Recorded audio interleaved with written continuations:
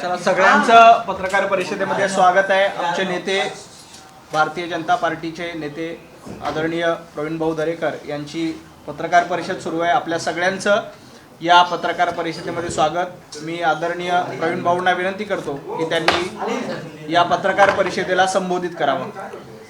आज एका महत्त्वाच्या विषयावर छत्तीसगडचे मुख्यमंत्री भूपेश बघेल यांचा सट्टेबाजीतील सहभाग आणि एका महादेव ॲप्सच्या माध्यमातून त्यांना मिळालेले पैसे जवळपास 508 कोटी रुपये अशा माध्यमातून मिळाल्याचं ईडीच्या तपासात या ठिकाणी पुढे येतंय।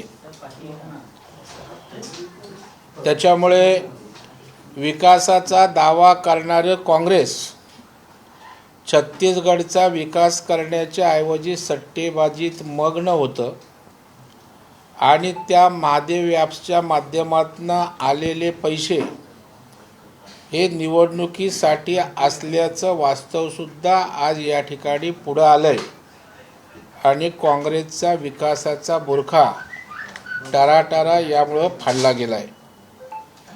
2 नोव्हेंबर 2023 रोजी ईडीला त्या ठिकाणी गुप्तपणे माहिती मिळाली की 7 आणि 17 नोव्हेंबर रोजी होणाऱ्या विधानसभेच्या निवडणुकीच्या पार्श्वभूमीवर महादेव ॲप्सच्या प्रवर्तकांच्या माध्यमातून मोठी रक्कम त्या ठिकाणी छत्तीसगडमध्ये हलवली जात असल्याची त्या ठिकाणी माहिती मिळाली आणि त्या आधारे ईडीनं ट्रायडन आणि अन्य ठिकाणी झाडाझडती केली आणि भिलाली आणि सत्ताधारी काँग्रेस पक्षाच्या या निवडणुकीसाठी मोठ्या प्रमाणात रोकड वितरित केल्याची या ठिकाणी सत्य पुढं आलं।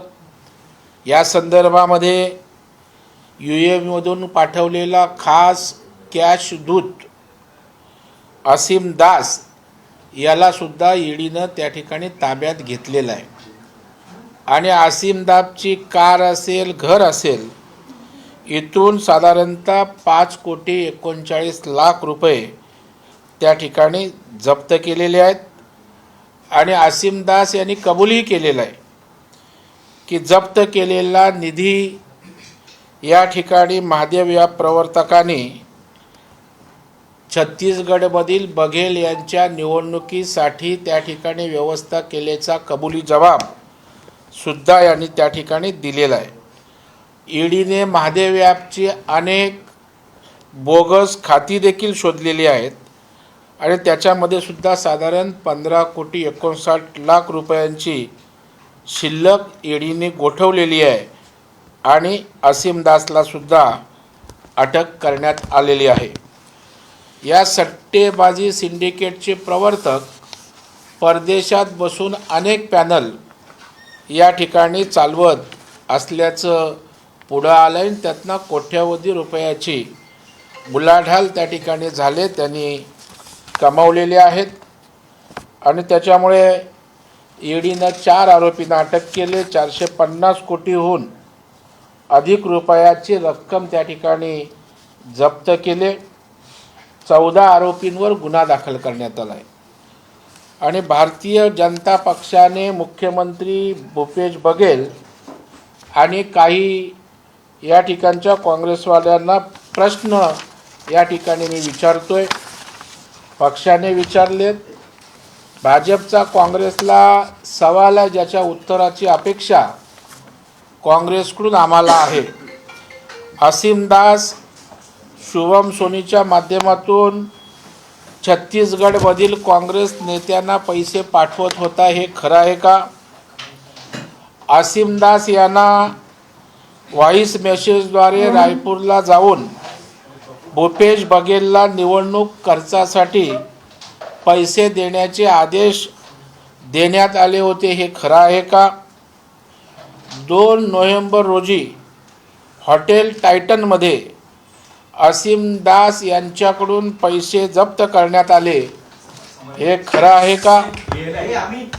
PMLA अंतर्गत वेगवेगळ्या खात्यांमध्ये 15 कोटी रुपये गोठवण्यात आलेत, हे खरे आहे का?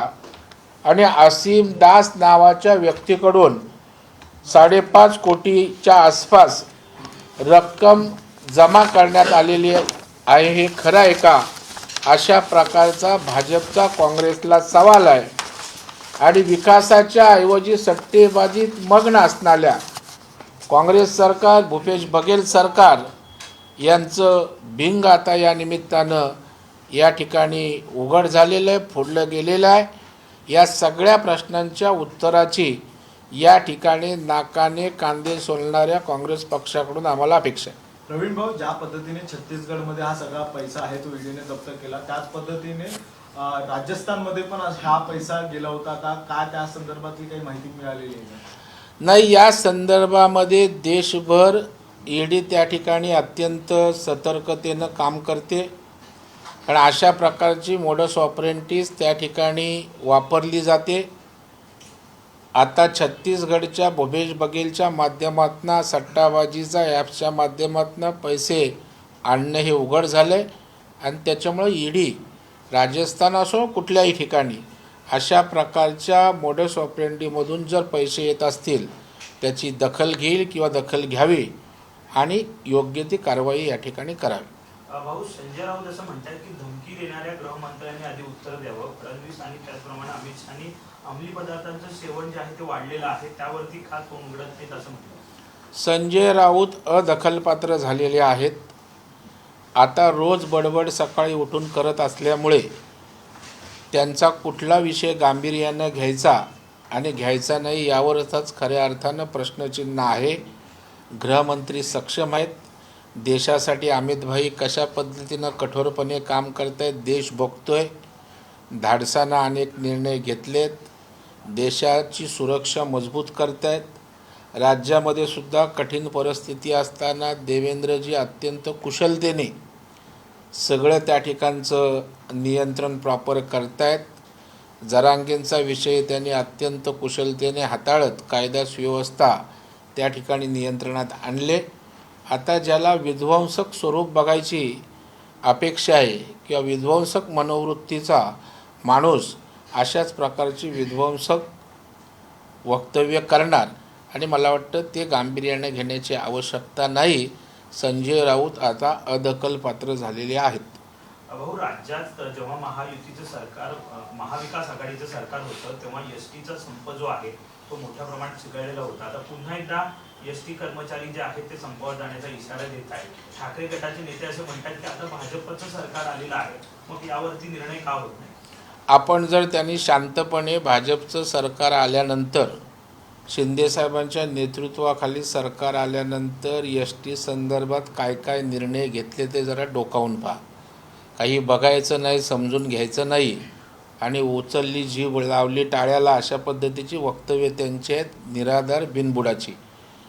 या ठिकाणी मला अभिमानानं सांगावं लागेल, परिवहन मंत्री स्वतः मुख्यमंत्री असल्यानं पगाराच्या बाबतीत प्रत्येक महिन्याला त्या ठिकाणी कर्मचाऱ्यांना झगडावं लागायचं, त्याची व्यवस्था करतायत. एस टी सेवा त्या ठिकाणी सुरळीत होते. एस टीचे पगार वेळेत मिळावेत. एस टी कर्मचाऱ्यांना मध्यंतरीच्या काळात त्यांच्या मागण्या होत्या त्या बहुतांशी पूर्ण केल्यात. आता नफ्यात एस टी आणता त्या ठिकाणी अनेक गोष्टी टप्प्याटप्प्यानं होतील, परंतु ज्यांना काही करायचंच नाही, 2.5 वर्षाच्या कालावधीमध्ये एस टी सोडा महाराष्ट्रातल्या कुठल्याही कामगारांच्या दृष्टीनं ज्यांनी निर्णय घेतले नाहीत त्यांना त्या ठिकाणी तोंडवर करून बोलण्याचा नैतिक अधिकार नाही आहे. मुख्यमंत्री संवेदनशील आहेत, ते स्वतः परिवहन मंत्री आहेत. त्या आंदोलनात आम्ही सहभागी झालो होतो. एस टी कर्मचाऱ्यांच्या तेव्हा कुठे शिवसेना कुठेच नव्हती उद्धव ठाकरेंची. आम्ही संवेदनशीलनं त्या ठिकाणी लढलो आहे आणि त्याच्यामुळे आम्हाला त्याची जाणीव आहे. हे सरकार एस टी कर्मचाऱ्यांना वाऱ्यावर सोडणार नाही. त्यांच्या न्याय्य मागण्या असतील त्या निश्चितच पूर्ण करतील. सर, 7व्या आयोग वेतनाचा प्रश्न जो आहे तो मुद्दा घेऊन यंदा ते उपोषणाला बसलेला आणि त्याच्यात सगळ्यात महत्त्वाचं म्हणजे ते असं म्हणतात की आम्ही वाहतूक सेवा ठप्प नाही करणार, ती सुरळीत असणार आहे, पण आम्ही काही न खाता पिताच वाहतूक करू.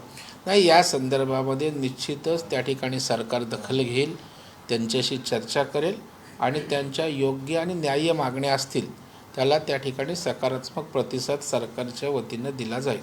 सर, महाविजय 2024 अंतर्गत भाजप आता 288 विधानसभा आणि 48 लोकसभांमध्ये वॉर रूम सुरू करते. हे एकला चळवळीसाठी केलं जाते की नेमकं महाविजयासाठी केलं जातं? नाही, तुमची काही इच्छा असली किंवा यामध्ये कुणाचाही खडा टाकून आमच्या सुखी संसारात त्या ठिकाणी वितुष्ट असण्याचा प्रयत्न काही विघ्नसंतुष्ट विरोधकांचा असेल, परंतु कालही त्या ठिकाणी आमची तिन्ही पक्षाची बैठक झाली. तिन्ही पक्षाचे सर्व आमदार होते, तिन्ही पक्षाचे सगळे नेते होते. एकोप्यानं एकवाक्यतेनं एकत्रितपणे निवडणुकांना सामोरं जायची मानसिकता तिन्ही पक्षाची आहे.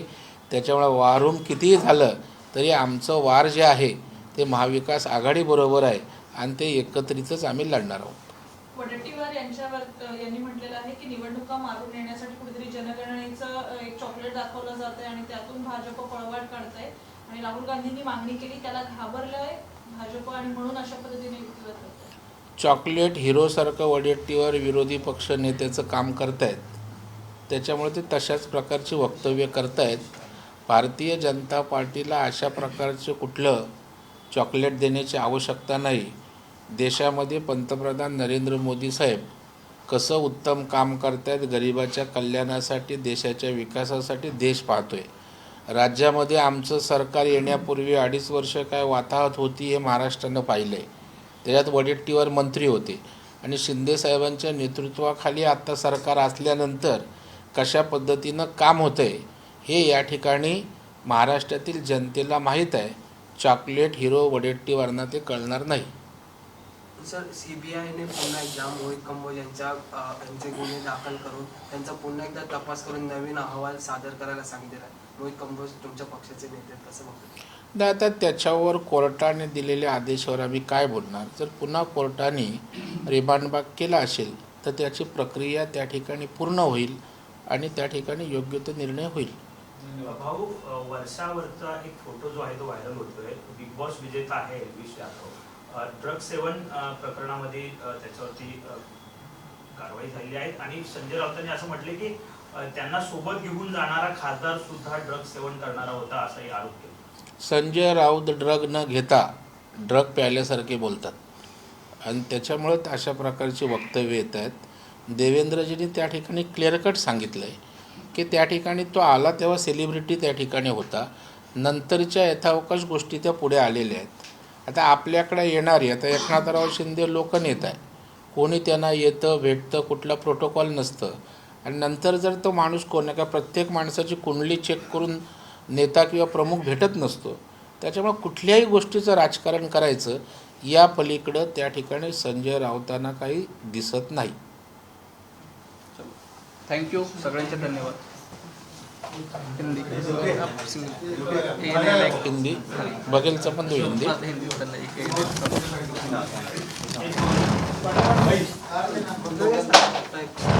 हिंदी सगळे एकदमच घ्या, एकत्रच घ्या हिंदी.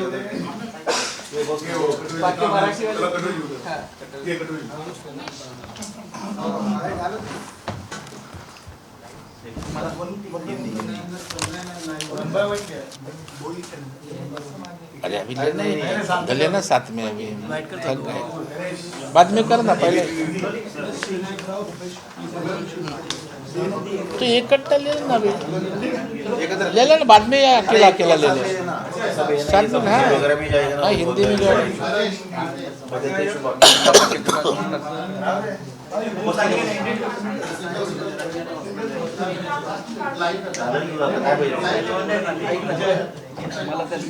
लावणार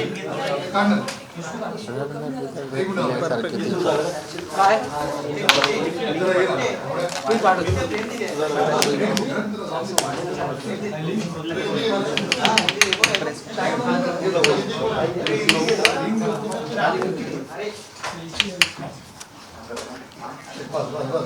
अरे भारत चहा वगैरे दिला काय? चहा दे.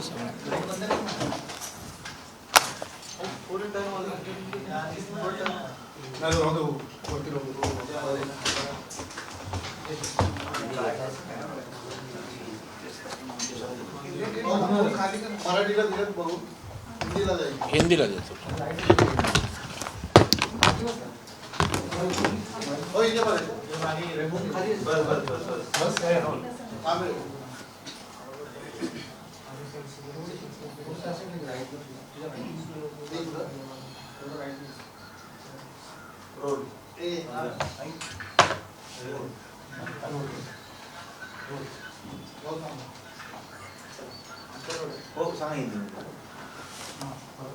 विकास की बात करने वाली कांग्रेस सरकार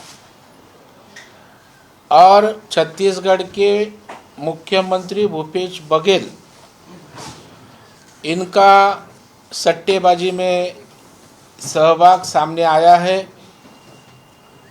महादेव ऐप्स की माध्यम से कई प्रमोटर्स ने उनको पैसा दिया, यह बात सामने आई है। यह करने वाला कैश कुरियर असीम दास, इनको पकड़ा गया है और 2 नवंबर को ईडी को जानकारी मिली कि 7 और 17 नवंबर रोजी होने वाले चुनाव के लिए पैसा यह प्रमोटर के माध्यम से छत्तीसगढ़ में जा रहा है और इसके लिए जो छापा डाला टाइटन होटल और जगह, उसमें कई चीज़ें सामने आई। असीम दास गुप्ता को पकड़ा, उनकी कार में 5-5.5 कोटी रुपये मिला, उनकी मालमत्ता और कैश जो जब्त की वह भी 15 कोटी के आसपास है और कुल मिला के 508 कोटी रुपया यह ऐप के माध्यम से अभी तक भूपेश बघेल को मिला है। ऐसी बात ईडी के तपास के माध्यम से बाहर आई है और विकास की गपशप मारने वाला कांग्रेस अभी लोगों के सामने उनका असली चित्र सामने आया है। भारतीय जनता पार्टी ने सीएम भूपेश बघेल और कांग्रेस पार्टी को कई सवाल खड़े किए, जिसके जवाब की हमें उम्मीद है। क्या यह सत्य है कि छत्तीसगढ़ में कांग्रेस नेताओं को सुषम सोनी के माध्यम से असीम दास पैसा पहुंचाते थे? क्या यह सत्य है कि असीम दास को एक वॉइस मैसेज के माध्यम से एक आदेश दिया गया कि रायपुर जाए और भूपेश बघेल को चुनाव खर्चा के लिए पैसा दे? क्या यह सच है? क्या 2 नवंबर को होटल टाइटन में असीम दास से पैसा बरामद किया गया? क्या यह सत्य है कि अलग अलग बैंक अकाउंट में 15 करोड़ रुपए के पीएमएलए के तहत पैसा फ्रीज किया गया है? क्या यह सच है कि असीम दास नामक एक व्यक्ति से 5.5 करोड़ रुपये से ज़्यादा पैसा बरामद हुआ है? और मुझे लगता है ये सारी चीज़ से कांग्रेस का असली रूप, भ्रष्टाचारी रूप और विकास के बदले में सट्टेबाजी में मुख्यमंत्री जो शामिल हुए वो चित्र सामने आया है। ये सारे प्रश्नों का जवाब भारतीय जनता पार्टी मांग रही है। ये सवालों का जवाब कांग्रेस भूपेश बघेल दे। दूसरा सवाल है कि जिस तरह से वो एलवीस यादव के ऊपर मामला दर्ज हुआ है और पुलिस उसको ढूंढ रही है, संजय राउत ये कह रहे हैं कि वो वर्षा बंगले में आता है, वो वर्षा बंगला ये ड्रग्स का कहीं ना कहीं अड्डा बन चुका है। ऐसे कैसे वो मुख्यमंत्री के साथ आ सकता है, आरती कर सकता है उनके घर पर? उनकी बेटी की तरफ भी उनका इशारा है। मुझे लगता है संजय राउत ड्रग्स लेते बिगर भी ड्रग्स लिया ऐसी बातें आजकल करने लगे हैं। और वैसी बात यह है, अभी इसके बारे में गृह मंत्री महोदय ने सुबह स्पष्ट तौर पे कहा है कि उनके पास लोग आते हैं, सेलिब्रिटी थे तभी आए थे, बाद में किसके बारे में क्या होता है वो मिलते वक्त मालूम नहीं रहता है। और हमारे मुख्यमंत्री लोकनेता है, उनके पास सब लोग मिलते हैं कि हर जन को चेक करके उसकी हिस्ट्री देख के वो मिलते नहीं, और हर चीज़ के ऊपर राजनीति करने का संजय राउत को एक नशा है। तो डेली कुछ न कुछ ढूंढते हैं और ड्रग पीने के अलावा ड्रग पिया ऐसा वो बात करते हैं।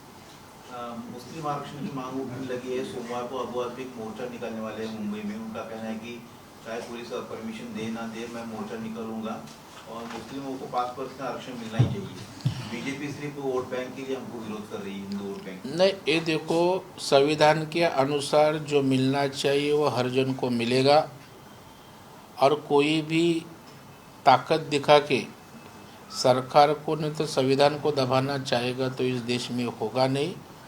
लोकशाही भी हर जन को आंदोलन करना, मांग करने का अधिकारी वो कर सकते हैं, और इसलिए जो है वो संविधान के अनुरूप आरक्षण मिलता है, वैसा उनको आरक्षण संविधान के अनुसार जो कुछ होगा वैसा ही होगा।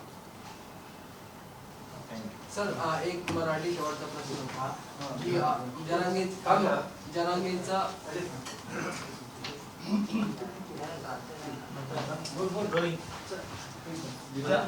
ट्रान्सफर घ्या. सर जरांगेंचं जे आंदोलन मागे घेण्यासाठी 2 न्यायमूर्ती पाठवण्याचा जो मास्टर स्ट्रोक होता तो फडणवीसांचा होता, तरीही टीका केली जाते, कसं बघता तुम्ही? नाही, मला वाटतं या संदर्भात मीही बोललोय. फडणवीसांवर टीका करणारे त्यांच्याकडे राजकीय द्वेषातनं टीका करतायत, राजकीय उद्देशाने टीका करतायत. तमाम मराठा समाजातल्या तरुणांना, तरुणीला किंवा समाजाला नीट माहीत आहे देवेंद्र फडणवीस साहेबांनी आरक्षण मराठा समाजाला दिलं, कोर्टात टिकलं, सुप्रीम कोर्टात नाकारलं गेलं नव्हतं. नंतरचं निकामी सरकार त्या ठिकाणी उद्धवजी ठाकरेंच्या नेतृत्वाखाली आलं. 2.5 वर्ष त्यांनी दुर्लक्ष केलं, म्हणून त्या ठिकाणी ते आरक्षण गेलं. त्याच्यामुळं आता त्या ठिकाणी देवेंद्रजींवर त्या ठिकाणी टीका करण्याची त्या ठिकाणी चढाओढ लागलेली आहे. परंतु देवेंद्रजी एक संयमी, सुसंस्कृत नेतृत्व आहे. आंदोलन मिटण्यासाठी शांतपणे, संयमाने ज्या ज्या गोष्टी त्या ठिकाणी करायच्या आहेत त्या केल्यात. त्यातनं आज जरांगे साहेबांचं उपोषण त्या ठिकाणी आपण स्थगित केलेलं आहे, आणि त्याच्यामुळं देवेंद्रजींची अहम भूमिका आहे. मुख्यमंत्र्यांच्या मार्गदर्शनाखाली त्या ठिकाणी निवृत्त न्यायाधीशांना पाठवलं, सरकारचे प्रतिनिधी पाठवलं, आणि कुठलाही त्या ठिकाणी युगोचा प्रश्न न करता मराठा समाजाच्या हितासाठी हिंसक गोष्टी न होता, कायदा हातात न घेता सरकार कटिबद्ध या ठिकाणी द्यायला आहे हा विश्वास त्यांना दिला, आणि त्यामध्ये देवेंद्रजीची अहम भूमिका आहे. आणि मी आजही या ठिकाणी आपल्या माध्यमातून अत्यंत विश्वासाने सांगतो, देवेंद्रजीच्या अभ्यासपूर्ण अशा गोष्टीतनंच येणाऱ्या काळामध्ये एकनाथरावजी यांच्या नेतृत्वाखाली मराठा समाजाला आरक्षण मिळेल. देवेंद्रजींना वगळून या ठिकाणी मराठा आरक्षण मिळणं तेवढं सोपं नाही. याचा कारण त्यांना त्याचा अभ्यास आहे, त्यांनी आरक्षण दिलं आहे. त्यांच्यासोबत राणेसाहेब आहेत, ज्यांनी समितीचा अभ्यास केला आहे. आणि सगळ्यात महत्त्वाचं, मराठा समाजाप्रती संवेदना असणारे CM आहेत, आणि त्याच्यामुळं अभी नाही तो कभी नाही मराठा समाजाला आरक्षण देतील तर हेच सरकार देईल. या ठिकाणी देवेंद्रजी, शिंदेसाहेब आणि अजितदादांच्या नेतृत्वाखालचं सरकारच मराठ्यांना आरक्षण देईल. देश विदेशातील प्रत्येक घडामोडींचे लाईव्ह अपडेट मिळवण्यासाठी आता साम टीव्हीच्या सर्व सोशल मीडिया प्लॅटफॉर्मला लाईक, फॉलो आणि सबस्क्राईब करा. तसंच सर्व नोटिफिकेशनसाठी बेल आयकॉन प्रेस करायला विसरू नका.